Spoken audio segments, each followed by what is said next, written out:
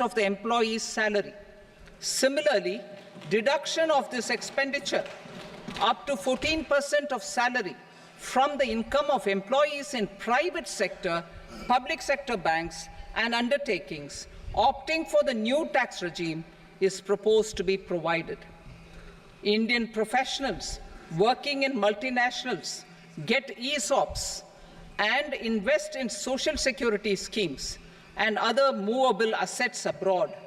Non-reporting of such small foreign assets has penal consequences under the Black Money Act. Such non-reporting of movable assets up to 20 lakh rupees is proposed to be depenalized.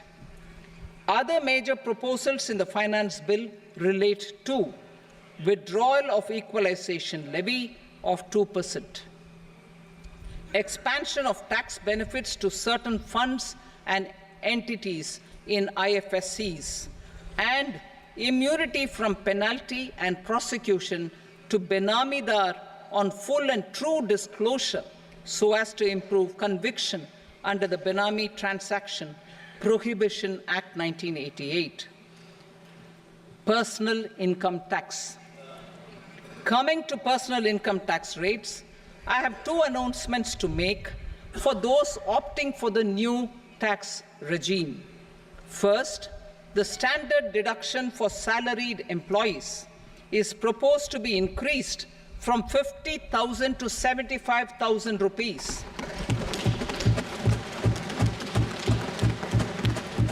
Similarly, deduction on family pension for pensioners is proposed to be enhanced from 15,000 to 25,000 rupees.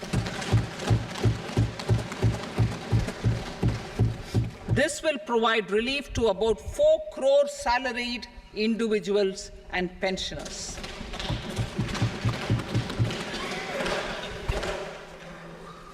Second, in the new tax regime, the tax rate structure is proposed to be revised as follows: 0 to 3 lakh rupees, nil; 3 to 7 lakh rupees, 5%; 7 to 10 lakh rupees, 10%; 10 to 12 lakh rupees, 15%; 12 to 15 lakh rupees, 20%; and above 15 lakh rupees, 30%. As a result of these changes, a salaried employee in the new tax regime stands to save up to 17,500 rupees in income tax.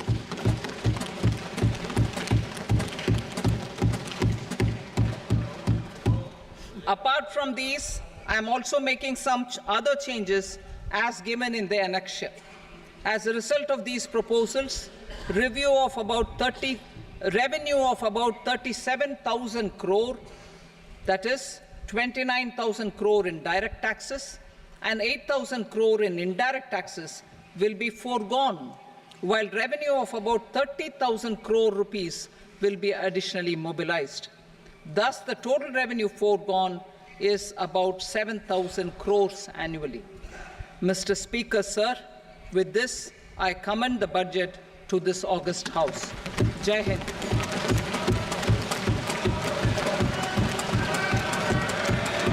Item number 2. Item number 2.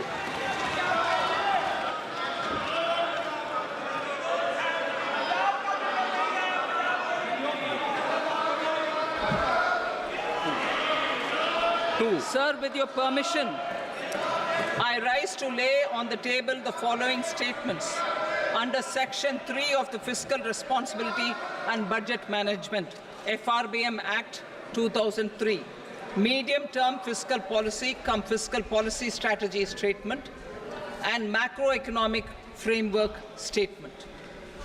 Item number 3. Sir, with your permission, I rise to move for leave to introduce the Finance Number 2 Bill 2024. प्रश्न ये कि विधेयक को पुनर्स्थापित करने की अनुमति प्रदान की जाए। जो सदस्य इसके पक्ष में हाँ कहें, जो सदस्य विरोध में ना कहें। मेरे विचार में निर्णय हाँ वालों के पक्ष हाँ वालों के पक्ष में अनुमति प्रदान की जाती है। माननीय मंत्री जी, अब विधेयक पूरा स्थापित करें। Sir, I introduce the bill. Item number 4। The Union Territory of Jammu and Kashmir budget. Sir, I rise to present a statement, Hindi and English versions, of the estimated receipts and expenditure of the Union Territory of Jammu and Kashmir for the year 24-25. सभा की कार्रवाई कल बुधवार दिनांक 24 जुलाई 2024 को प्राप्त 11 बजे तक के लिए स्थगित की जाती है।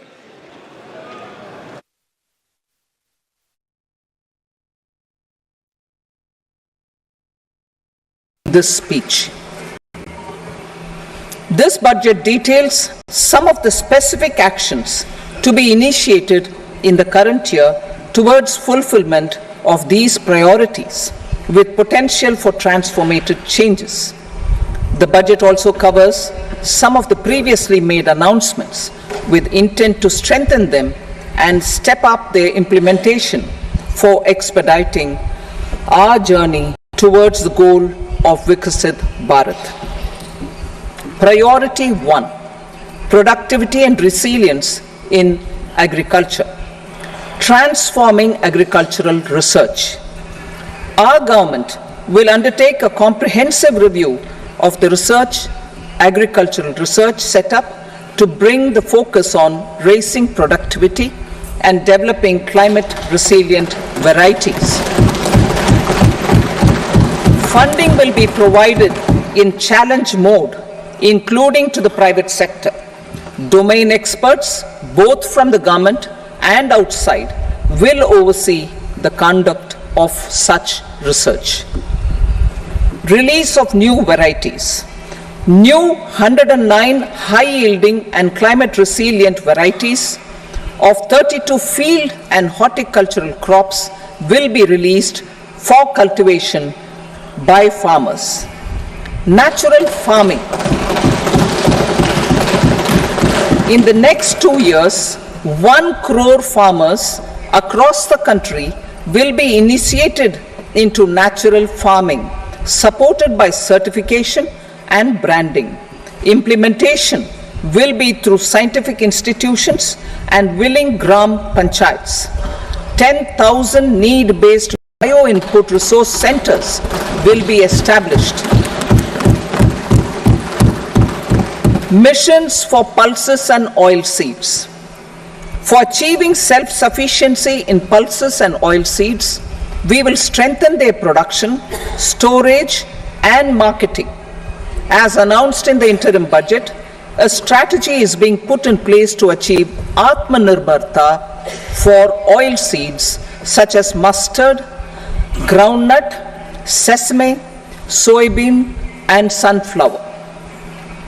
Vegetable production and supply chains. Large-scale clusters for vegetable production will be developed closer to major consumption centers. We will promote farmer-producer organizations, cooperatives, and startups for vegetable supply chains, including for collection and storage and marketing. Digital public infrastructure for agriculture.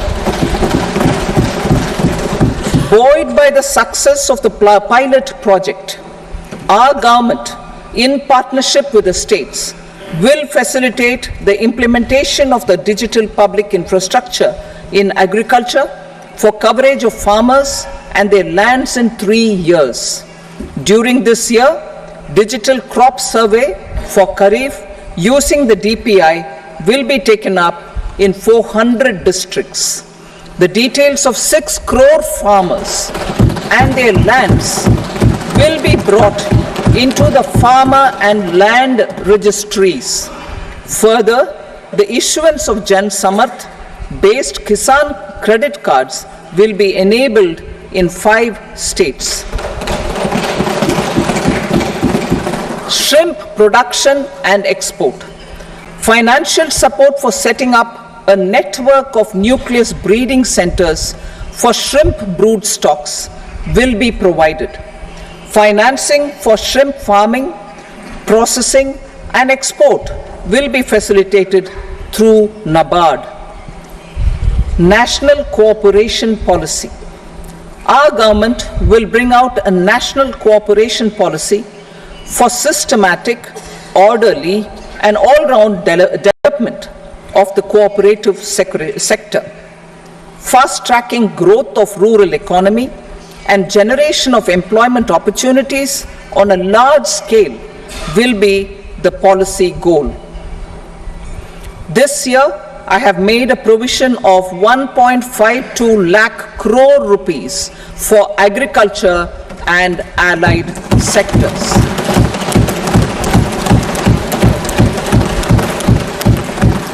Priority 2, employment and skilling. Employment-linked incentive. Our government will implement following 3 schemes for employment-linked incentive as part of the Prime Minister's package. These will be based on enrollment in the EPFO and focus on recognition of first-time employees and support to employees and employers. Scheme A, first-timers. This scheme will provide 1 month wage to all persons newly entering the workforce in all formal sectors.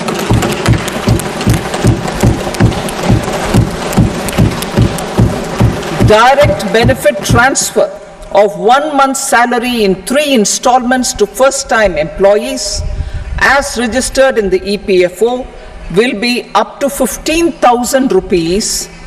The eligibility limit will be a salary of 1 lakh per month. The scheme is expected to benefit 210 lakh youths.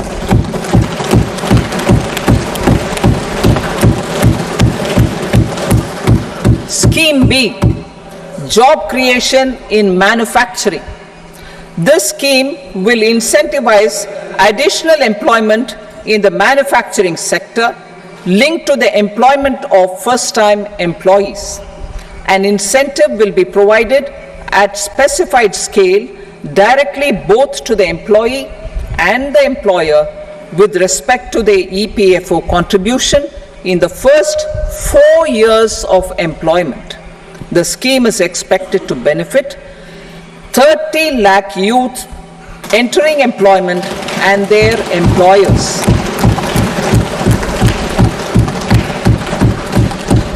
Scheme C, support to employers.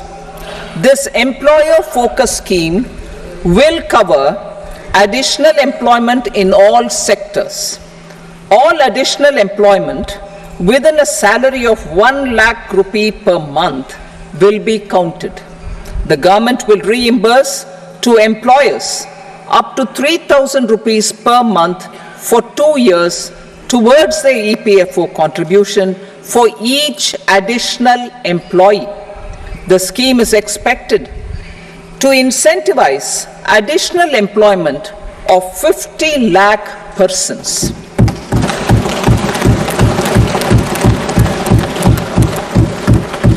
Participation of women in the workforce.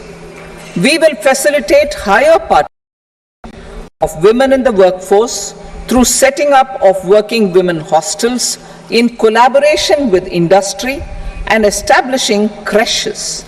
In addition, the partnership will seek to organize women-specific skilling programs and promotion of market access for women SHG enterprises.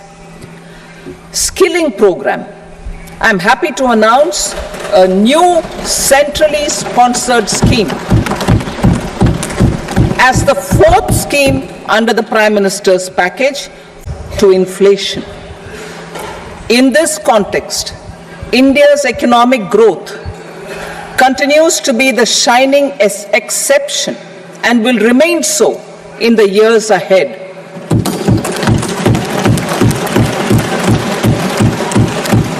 India's inflation continues to be low, stable, and moving towards the 4% target. Core inflation, that is non-food and non-fuel, currently is 3.1%. Steps are being taken to ensure supplies of perishable goods reach markets adequately. Interim budget. As mentioned in the interim budget, we need to focus on 4 major castes, namely the Garib, Mahilaye, Yuva, and Annadata, the poor, women, youth, and the farmer. For Annadata, we announced higher minimum support prices a month ago for all major crops, delivering on the promise of at least a 50% margin over costs.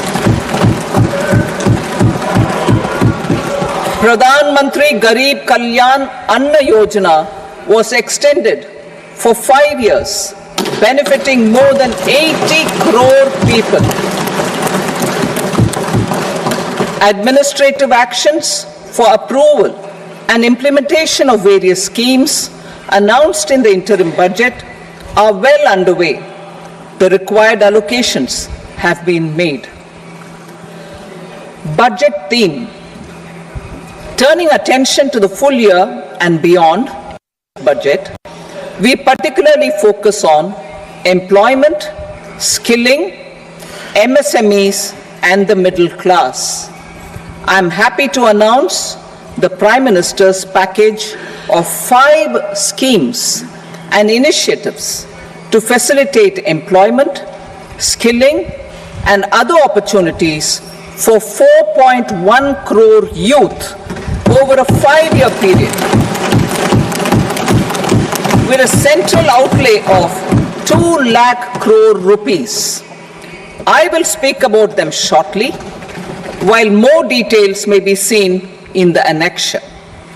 This year, I've made a provision of 1.48 lakh rupees, 1.48 lakh crore rupees for education, employment, and skilling. Budget priorities. The people have given a unique opportunity to our government to take the country on the path of strong development and an all-round prosperity. In the interim budget, we promise to present a detailed roadmap for our pursuit of Vikasit Bharat. In line with the strategy set out in the interim budget, this budget envisages sustained efforts on the following 9 priorities for generating ample opportunities for all. Number 1, productivity and resilience in agriculture. Number 2, employment and skilling. Number 3, inclusive human resource development and social justice. 4, manufacturing and services. 5, urban development. 6, energy security. 7, infrastructure. 8, innovation, research and development. And 9, next generation reforms. Subsequent budgets will build on these and add more priorities and actions. A more detailed formulation will be carried out as part of the economic policy framework, about which I will speak later in this speech.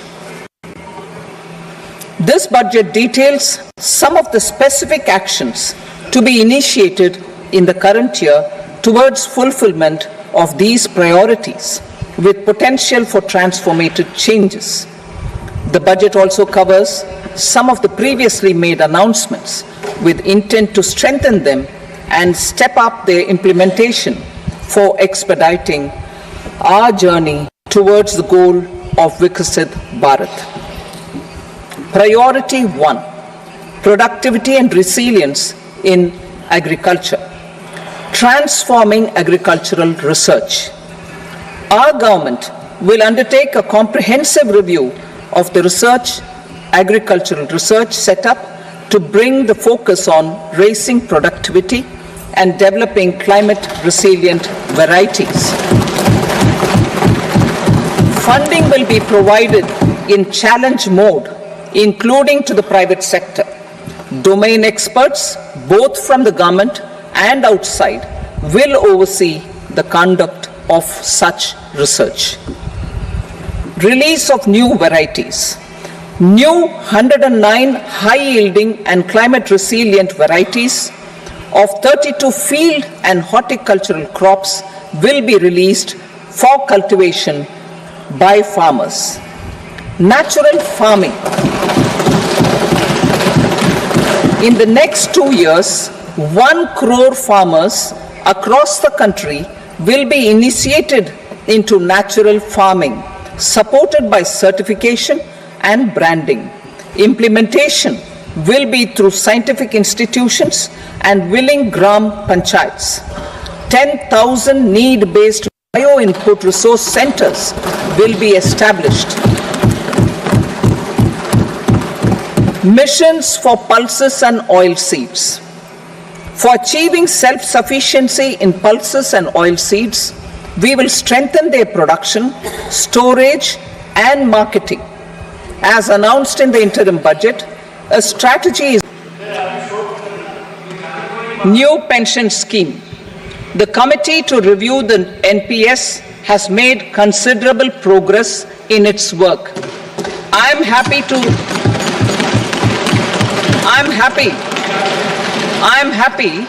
that the staff side of the National Council of the Joint Consultative Machinery for Central Government Employees has taken a constructive approach. A solution will be evolved which addresses the relevant issues while maintaining fiscal prudence to protect the common citizens. Budget estimates for 24-25. For the year 24-25, total receipts other than borrowings and the total expenditure are estimated at 32.07 lakh crore rupees and 48.21 lakh crore rupees respectively. The net tax receipts are estimated at 25.83 lakh crore rupees. The fiscal deficit is estimated at 4.9% of the GDP. The gross and the net market borrowings through dated securities during 24-25 are estimated at 14.01 lakh crore rupees and 11.63 lakh crore rupees respectively. Both will be less than that in 23-24. The fiscal consolidation path announced by me in 2021 has served our economy very well, and we aim to reach the deficit below 4.5% next year. The government is committed to staying the course. From 2026-27 onwards, our endeavor will be to keep the fiscal deficit each year such that the central government's debt will be on a declining path as percentage of GDP. I will now move to Part B.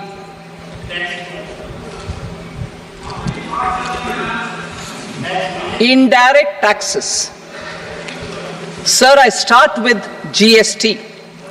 It has decreased tax incidence on the common man, reduced compliance burden and logistics cost for trade and industry, and enhanced revenues of the central and the state governments. It is a success of vast proportions. To multiply the benefits of GST, we will strive to further simplify and rationalize the tax structure and endeavor to expand it to the remaining sectors. My proposals for customs duties intend to support domestic manufacturing, deepen local value addition, promote export competitiveness, and simplify taxation while keeping the interest of the general public and consumers surmount. In Budget 22-23, we reduced the number of customs duty rates. I propose to undertake a comprehensive review of the rate structure over the next 6 months to rationalize and simplify it for ease of trade, removal of duty inversion, and reduction of disputes. I shall now take up sector-specific customs duty proposals. Medicine and medical equipments. To provide relief to cancer patients, I propose to fully exempt 3 more medicines from customs duties.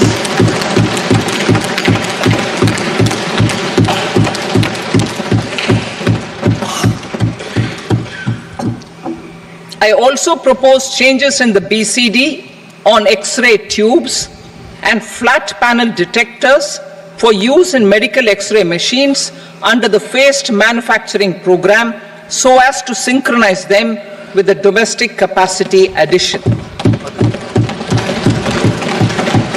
Mobile phone and related parts.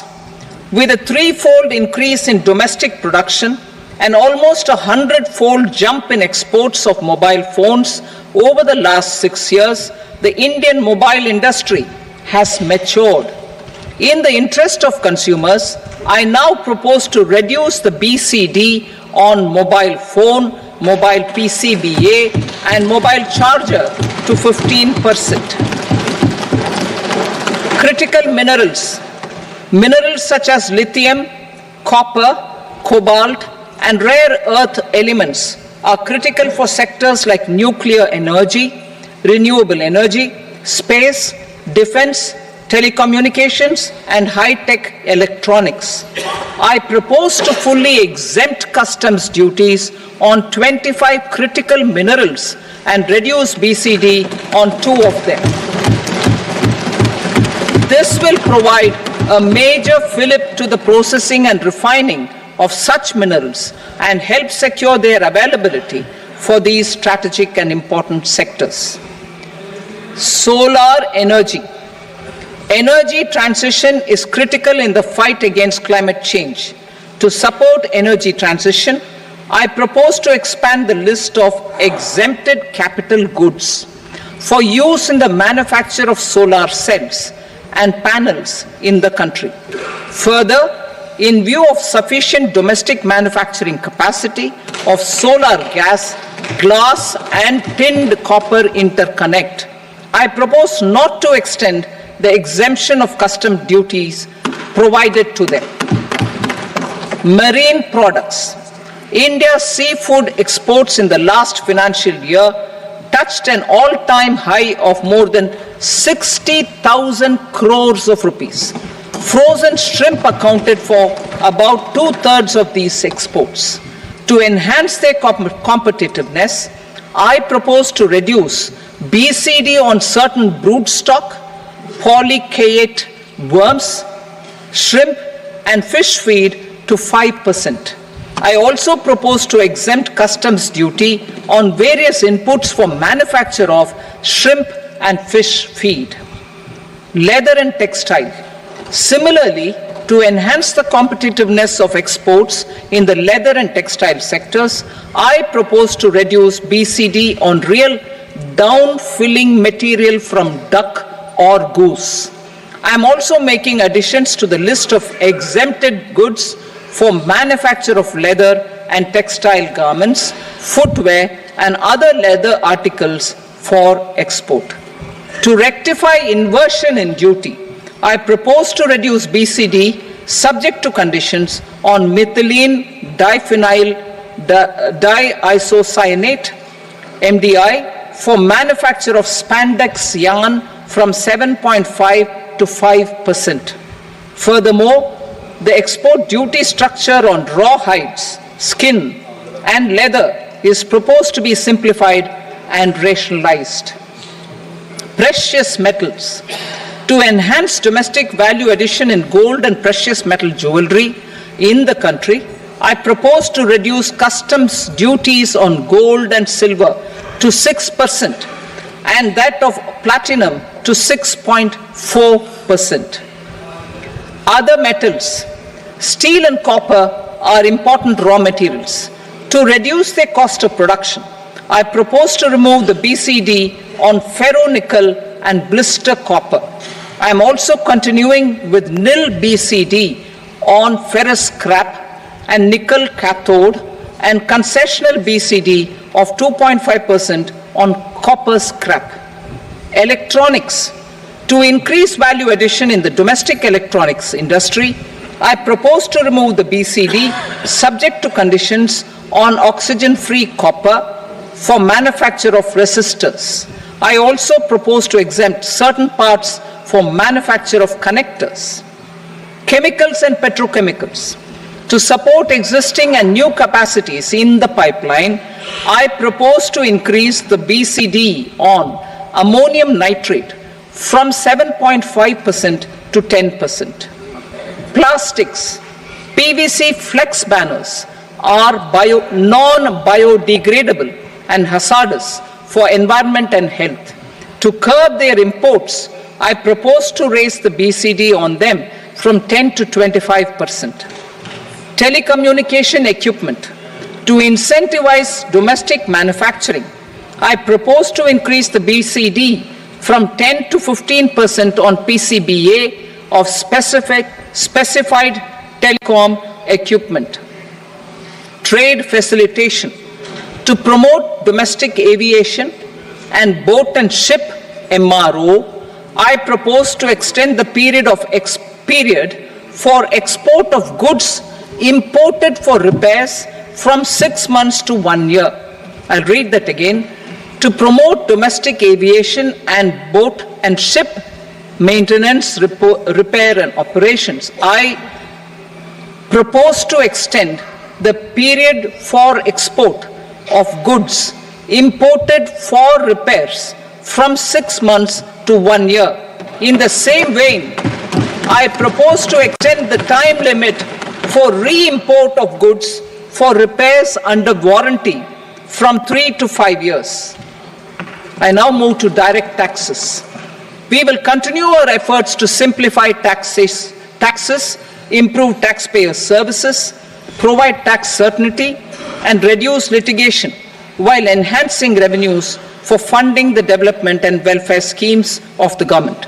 It has been our endeavor to simplify taxation. We have taken a number of measures in the last few years, including introduction of simplified tax regimes without exemptions and deductions for corporate tax and for personal income tax. This has been appreciated by taxpayers. 58% of corporate tax came from the simplified tax regime in the financial year 22-23. Similarly, as per data available till now, for the last fiscal, more than 2/3 have availed the new personal income tax regime. Comprehensive review of the Income Tax Act. I am now announcing a comprehensive review of the Income Tax Act 1961. The purpose is to make the Act concise, lucid, easy to read and understand. This will reduce disputes and litigation, thereby providing tax certainty to the taxpayers. I will also bring down the demand embroiled in litigation. It is proposed to be completed in 6 months. A beginning is being made in the finance bill by simplifying the tax regime for charities, tedious rate structures, provisions of reassessment and such provisions, and capital gains taxation. Simplification for charities and tedious. Two tax exemption regimes. The two tax exemption regimes for charities are proposed to be merged into one. The 5% tedious rate on many payments is being merged into the 2% tedious rate, and the 20% tedious rate on repurchase of units by mutual funds or UTI is being withdrawn. Tedious rate on e-commerce operators is proposed to be reduced from 1 to 0.1%. Moreover, credit of TCS is proposed to be given in the TDS to be deducted on salary.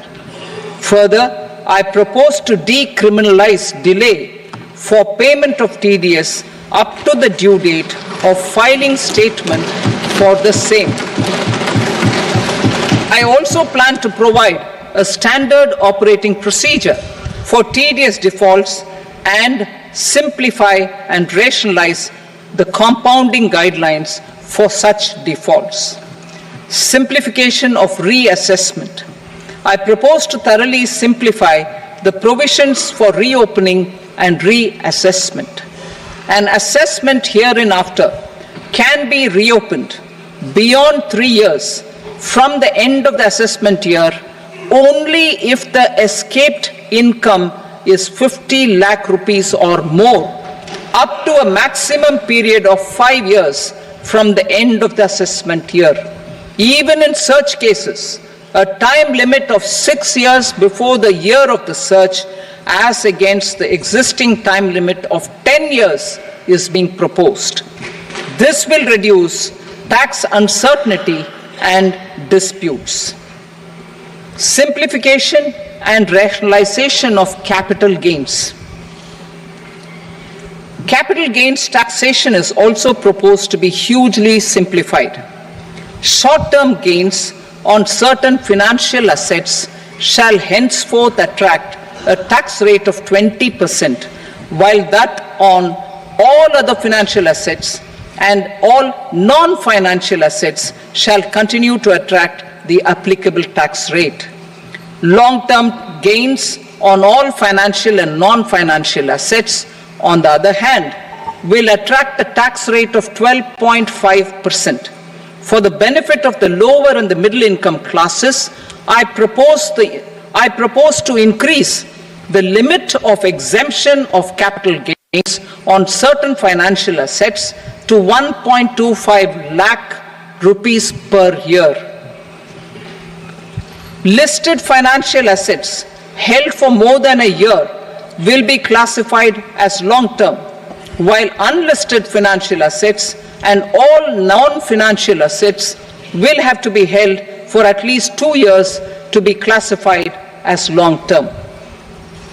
Unlisted bonds and debentures, debt mutual funds, and market-linked debentures, irrespective of holding period, however, will attract tax on capital gains at applicable rates. Taxpayer services. All the major taxpayer services under GST and most services under customs and income tax have been digitalized. All remaining services of customs and income tax, including rectification and order giving effect to appellate orders, shall be digitalized and made paperless over the next 2 years. Litigation and appeals. While our concerted efforts to reduce pendency of appeals at various appellate fora are beginning to show good results, it will continue to engage our highest attention. To dispose of the backlog of first appeals, I plan to deploy more officers to hear and decide such appeals, especially those with large tax effect. For resolution of certain income tax disputes pending an appeal, I am also proposing Vivad Se Vishwas Scheme 2024. Further, I propose to increase monetary limits for filing appeals related to direct taxes, excise, and service tax in the tax tribunals, high courts, and Supreme Court to 60 lakh rupees, 2 crore rupees, and 5 crore respectively, with a view to reduce litigation and provide certainty in international taxation. We will expand the scope of safe harbor rules and make them more attractive. We will also streamline the transfer pricing assessment procedure. Employment and investment. I have a few proposals to promote investment and foster employment. First of all, to bolster the Indian startup ecosystem, boost the entrepreneurial spirit, and to support innovation, I propose to abolish the so-called ANJAX investment. Second, there is tremendous potential for cruise tourism in India. To give a fillip to this employment-generating industry, I am proposing a simpler tax regime for foreign shipping companies operating domestic cruises in the country. Third, India is a world leader in the diamond cutting and polishing industry, which employs a large number of skilled workers. To further promote the development of this sector, we would provide for safe harbor rates for foreign mining companies selling raw diamonds in the country. Fourth, to attract foreign capital for our development needs, I propose to reduce the corporate tax rate on foreign companies from 40 to 35%. Deepening the tax base. I have a couple of proposals for deepening the tax base. First, security transaction tax on futures and options of securities is proposed to be increased to 0.02% and 0.1% respectively. Second, for reasons of equity, I propose to tax income received on buyback of shares in the hands of recipients. Other proposals. To improve social security benefits, deduction of expenditure by employers towards NPS is proposed to be increased from 10 to 14% of the employee's salary. Similarly, deduction of this expenditure up to 14% of salary from the income of employees in private sector, public sector banks and undertakings opting for the new tax regime is proposed to be provided. Indian professionals working in multinationals get ESOPs and invest in social security schemes and other movable assets abroad. Non-reporting of such small foreign assets has penal consequences under the Black Money Act. Such non-reporting of movable assets up to 20 lakh rupees is proposed to be depenalized. Other major proposals in the finance bill relate to withdrawal of equalization levy of 2%, expansion of tax benefits to certain funds and entities in IFSCs, and immunity from penalty and prosecution to Benamidar on full and true disclosure so as to improve conviction under the Benami Transaction Prohibition Act 1988. Personal income tax. Coming to personal income tax rates, I have two announcements to make for those opting for the new tax regime.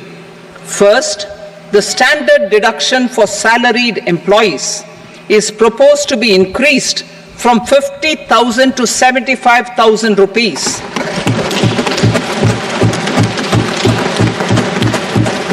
Similarly, deduction on family pension for pensioners is proposed to be enhanced from 15,000 to 25,000 rupees.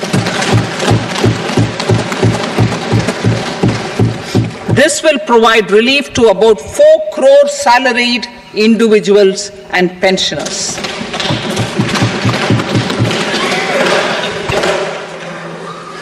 Second, in the new tax regime, the tax rate structure is proposed to be revised as follows.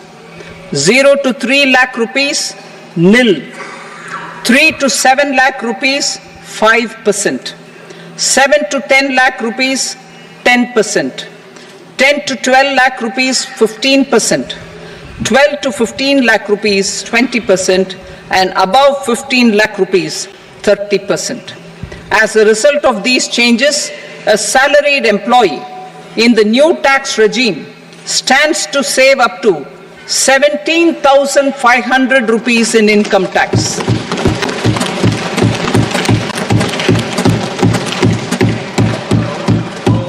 Apart from these, I am also making some other changes as given in the annexure. As a result of these proposals, revenue of about 37,000 crore, that is সব সময় সাধারণ মানুষের মধ্যবিত্তদের একটাই জানার থাকে আয় করে কি মিলল। কিছুটা সুরাহা হলো বেতনভোগ কর্মচারীদের। স্ট্যান্ডার্ড ডিডাকশন 50 থেকে 75 হাজার টাকা হলো ঊর্ধ্বসীমা। আমি অর্থনীতিবিদ শৈবাল করের কাছে যাব। স্ট্যান্ডার্ড মানে আয়করটা কি হলো, সাধারণ মধ্যবিত্তের আয়কর কি দাঁড়ালো? আয়কর যারা নতুন সিস্টেমে ট্যাক্স দেন বা নতুন সিস্টেমে তারা আগে 50,000 পর্যন্ত স্ট্যান্ডার্ড ডিডাকশন পেতেন, অর্থাৎ যা তাদের রোজগার তার মধ্যে থেকে 50,000 টাকা বাদ দিয়ে তার উপরে যে রোজগার তার উপরে ট্যাক্স আরোপিত হতো। এখন সেই 50,000-এর লিমিটটা বেড়ে 75,000 হলো এবং তারপর যা তার যে রোজগার তার উপর ট্যাক্স আরোপিত হবে। তো ধরা যাক কারোর রোজগার যদি 1 লক্ষ টাকা হয়, তাহলে রিমেনিং 25,000 টাকার উপর ট্যাক্স আরোপিত হবে। এটা হচ্ছে বেসিক স্ট্যান্ডার্ড ডিডাকশন বাদ দেওয়ার পদ্ধতি। মানে কতটা সুরাহা হলো? কত সুরাহা হলো মানে আপনি 25,000 টাকা পর্যন্ত আপনাকে আর ট্যাক্স দিতে হবে না অ্যাডিশনাল, যেটা আগের তুলনায় এখন অন্তত 25,000 টাকা আপনার পকেটে রইলো, যেটার উপর ট্যাক্স আরোপিত হবে না। বার্ষিক আয় 3 লক্ষ টাকা থেকে 5 লক্ষ টাকা, যা দেখতে পাচ্ছি 7 লক্ষ টাকা, 5% দিতে হবে। 3 লক্ষ টাকা অবধি কোনো রকম ট্যাক্স নেই। এইটা যদি একটু বিশ্লেষণ করেন। এটা আগে ছিল 7 লক্ষ টাকা পর্যন্ত কোনো ট্যাক্স দিতে হচ্ছিল না। এখন এই নতুন সিস্টেমে স্ট্যান্ডার্ড ডিডাকশন বাড়ানো হলো, কিন্তু অ্যাট দ্য সেম টাইম আপনাকে 5 থেকে 7 পর্যন্ত একটা ট্যাক্সের ধার্য করা হয়েছে 5% সম্ভবত, এবং 7 থেকে 10% যদি আপনার 7 থেকে 10 লক্ষ যদি রোজগার হয়, তাহলে এই ট্যাক্সের শতাংশ হবে 10। 7.5 10 লেখা আছে আমার, না আমারও 10 লেখা রয়েছে। নতুন আয়কর কাঠামোয় দেখা যাচ্ছে 3 থেকে 7 লক্ষ পর্যন্ত আয় 5%, এবং 7 থেকে 10 লক্ষ নতুন আয়কর কাঠামোয় 7 থেকে 10 লক্ষ পর্যন্ত আয় 10%। ঠিক ঠিক। নতুন 7 থেকে 10 লক্ষ, 12 হচ্ছে 15%, 10 থেকে 12তে হচ্ছে 15%, এবং 10 থেকে 12 লক্ষ পর্যন্ত 12%, এবং তারপরে মানে 15 লক্ষ পার হয়ে গেলে 12 থেকে 15 লক্ষে এফেক্টিভলি আপনার যদি রোজগার হয় 3 লক্ষ টাকা, তাহলে আপনার কোনো ট্যাক্সই লাগছে না বার্ষিক। 3 লক্ষ টাকার উপরে হলে আপনি প্রথম 75,000 টাকা পর্যন্ত ট্যাক্স ফ্রি পাবেন। তারপরে যে আপনার রোজগার তার উপর ট্যাক্স আরোপিত হবে 5% রেটে। যদি 7 লক্ষ টাকার মধ্যে আপনার রোজগার আগে কি লিমিটেড থাকে, আগে 7 লক্ষ পর্যন্ত একেবারে কোনো ট্যাক্স ছিল না। যেটা ঘুরিয়ে হলো সেটা হচ্ছে স্ট্যান্ডার্ড ডিডাকশনে যেরকম একটা এসকালেশন হলো 25,000 টাকায়, সেরকম একটা নতুন স্ল্যাব স্টার্ট হলো নিউ রেজিমে, যেখানে আপনাকে ট্যাক্স দিতে হবে। হঠাৎ করে যোগ বিয়োগ করলে হয়তো কাছাকাছি সমানই থাকবে। যেমন একটু যদি 15,000 টাকা লাভ হচ্ছে, কারণ হচ্ছে কি 25,000 টাকা স্ট্যান্ডার্ড ডিডাকশনে ছেড়ে দিয়েছে, হ্যাঁ, সেইটা 25,000 পকেটে থাকলো। আবার 2 লাখের মধ্যে 5% আপনাকে অ্যাডিশনাল ট্যাক্স হলো। 2 লাখের 5% অ্যাডিশনাল ট্যাক্স মানে আপনার 10,000 টাকা ট্যাক্স হলো। হরে ধরে যারা এর ওপরের স্ল্যাবে আছে তাদের 15,000 টাকা এক্সট্রা। আমি বলছি যে 3 লক্ষ টাকা পর্যন্ত আমাকে কোনো ট্যাক্স দিতে হচ্ছে না। ধরুন কারো যদি 5 লক্ষ টাকা হয়, তাহলে কত ট্যাক্স দিতে হবে? 5 লক্ষ টাকা হলে তাকে, এই আমার যদি বার্ষিক আয় 5 লক্ষ টাকা হয়, আপনাকে 4 লক্ষ টাকা হলে তাকে 10,000 টাকা ট্যাক্স দিতে হচ্ছে। কিন্তু সে কিন্তু ওই যে স্ট্যান্ডার্ড ডিডাকশনের ক্ষেত্রে যেটা মানে ছাড় পাচ্ছে, সেই ছাড়টা তার অ্যাডিশনাল হয়ে তার পকেটে কিছু এক্সট্রা টাকা আপনাকে 4,25,000 টাকার উপর ট্যাক্স দিতে হবে, কারণ যেহেতু 75,000 টাকা পর্যন্ত আপনি পুরো ফ্রি পেয়ে গেলেন। এক্স্যাক্টলি। কিন্তু যদি হিসেবটা দেখা যায় অয়ন, যদি হিসেবটা দেখা যায় তাহলে তুমি 7 লক্ষ বেঞ্চমার্কে যদি হিসেবটা দেখো, তাহলে কিন্তু যে ট্যাক্স পেয়ার তার ক্ষতি হচ্ছে। ক্ষতি মানে 3 থেকে 7 লক্ষ পর্যন্ত আয় 5%। এক্স্যাক্টলি। সেই হিসেবে সেই ট্যাক্স পেয়ারে তুমি অ্যারাউন্ড দেখে নাও প্রায় 12,000 টাকা পর্যন্ত ট্যাক্সে, মানে অ্যাডিশনাল ট্যাক্সে তার স্পেন্ড হয়ে যাবে। বিকজ 7 লাখ পর্যন্ত যেখানে ফ্রি ছিল, সেখান থেকে ডিডাক্ট করে এনে একটা স্ল্যাব তৈরি করে দেওয়া হলো, যেটা 75 মানে 25,000 রুপিস বাড়ানো। মানে আগে যেটা জিরো ছিল তার বদলে 12,000 টাকা আপনাকে দিয়ে দাও। 7 লক্ষ টাকা পর্যন্ত আগে আয়কর দিতে হতো না। এখন যদি আমার বছরে 7 লক্ষ টাকা আয় হয়, তাহলে কত ট্যাক্স দিতে হবে? তাহলে আপনি ওখান থেকে 75,000 টাকা বাদ দিন প্রথমে, যেটার উপর ট্যাক্স আরোপিত হবে না, অর্থাৎ 6,25,000 টাকা। তার উপর আপনাকে 5% ট্যাক্স দিতে হবে। তাহলে কি আমার ক্ষতি হলো? ক্ষতি হলো, কারণ 5% তো আপনাকে দিতে হচ্ছে, আগে তো তাও ছিল না। একটু বেশি আর্নিং হলে 25,000 আপনার যে বাদ যাচ্ছে, একটু বেশি আর্নিং হলে ক্ষতি হলো, এখানে কিন্তু নেই। 7 লক্ষ টাকার যে আপনি যেটা এখন অ্যাডিশনাল হলো, 7 লক্ষ টাকা অবধি তো ট্যাক্স ফ্রি ছিল না। এইবারে 3 লক্ষ টাকা ট্যাক্স ফ্রি। এইবারে 5 থেকে না 3 লক্ষ টাকাটা আগেও ছিল, নীল ছিল। 3 লক্ষ নীল ছিল। এইবারে 3 থেকে 7 যেটা বলছি, 5 লক্ষের ওপরে অ্যাডিশনাল যেটা হচ্ছে, সেটা হচ্ছে 5 লক্ষ 1,000 থেকে 1 টাকা থেকে 7 লক্ষ পর্যন্ত। তাতে আপনার 5% অ্যাডিশনাল ট্যাক্স আসছে। তার মানে আপনার টোটাল 10,000 টাকা ট্যাক্স বাড়ছে, কিন্তু 25,000 টাকা আপনি স্ট্যান্ডার্ড ডিডাকশনে এক্সট্রা ছাড় পাচ্ছেন। তো সেইখানকার থেকে তো আপনার টোটাল ইনকামটা 7 লক্ষ 50,000 যদি আগে থেকে থাকে মানে অ্যাকচুয়াল ইনকাম সেটা 7,75,000 হলো। আমি আসবো, কারণ আমি একটু মাসে না বছরে ইনকাম ধরে ধরে আমি একটু আলোচনা করতে থাকবো। তার আগে নির্মলা সীতারামন কি বললেন ট্যাক্স ডিডাকশন নিয়ে, দেখুন। I have two announcements to make for those opting for the new tax regime. The standard deduction for salaried employees is proposed to be increased from 50,000 to 75,000 rupees. Similarly, deduction on family pension for pensioners is proposed